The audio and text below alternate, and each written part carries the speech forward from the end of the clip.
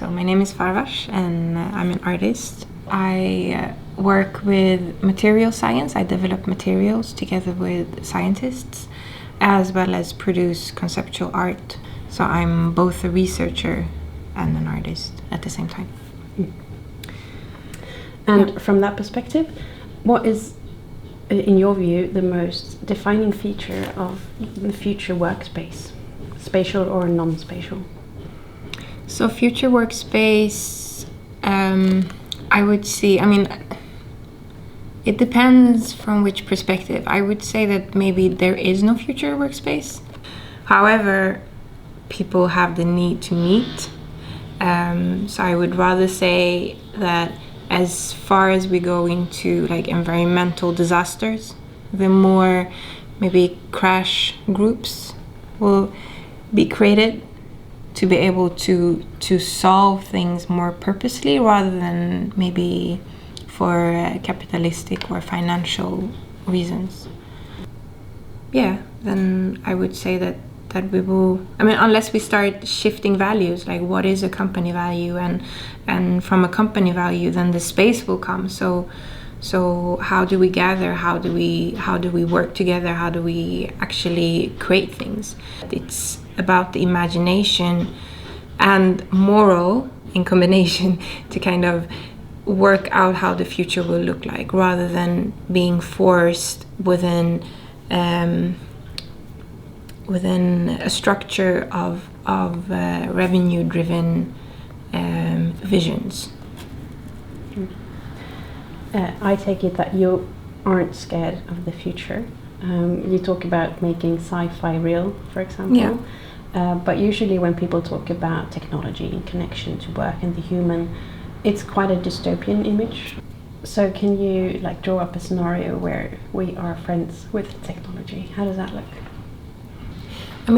To begin with, I think we need to be not afraid of not being human. And to be able to accept the fact that we are already, either if you want to call it post-human, or if we are in the evolution of, because that's where our imagination, that's how we also became humans, right? I think that's how evolution works. So to begin with, to understand that not being human is not a bad thing. And then being a cyborg with having technological parts could potentially be how the future would be. It's already like that. Again, it goes back to love and to family and to caring. Like if I get to save my mother or myself from a disease by having technological parts, then I would say yes to that. There's a lot of talk about becoming more productive, more efficient. Yeah. Quicker, faster, better. What will happen if we develop in that direction? We are developing in that direction because everyone is already, they're getting stress sick. At least in the Western world, they get stress sick because we are burning out ourselves for the sake of a company or for the sake of a revenue. And at least before you get to a certain age, you believe that you need to do this to be able to get a job, or you need to work in a very high pace to be able to show yourself to get a better. So it's always about getting better, and I guess technology just docks into that. I think we need to shift that. It needs to be more about love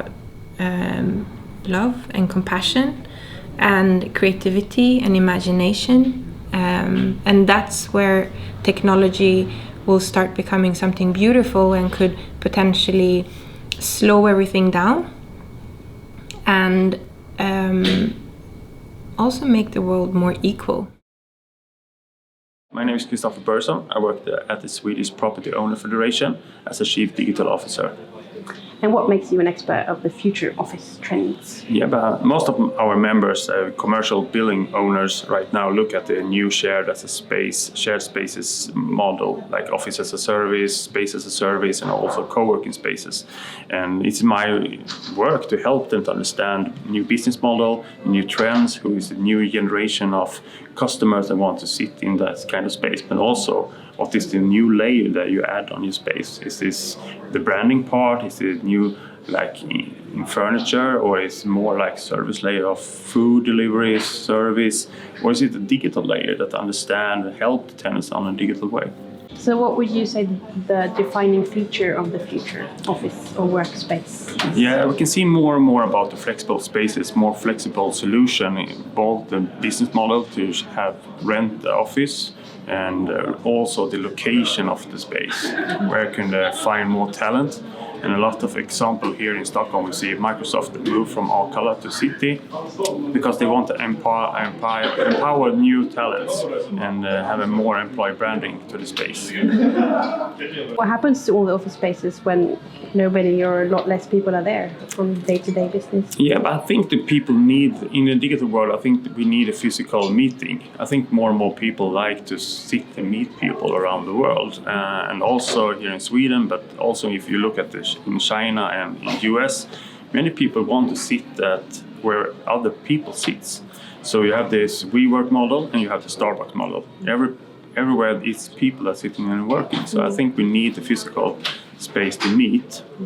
And then it becomes what kind of space increase this kind of people. Because in a company you like maybe hip hop and talk about football, and then your co-workers don't like hip hop and football. But somebody else in the house maybe like that. So you want to lunch with the people or have after work with the other people. So I think that we can find more people that is more like you. So here's a $1 million question. When we don't need to get out of bed to work, why should we? We want to see new things, we want to meet new things. I think every people want to change experience, find new ways to learn something. And I think the meeting with new people is the best place to actually learn something and meet new people, new culture. I don't think the more and more people don't want to stay at home. Not all the time.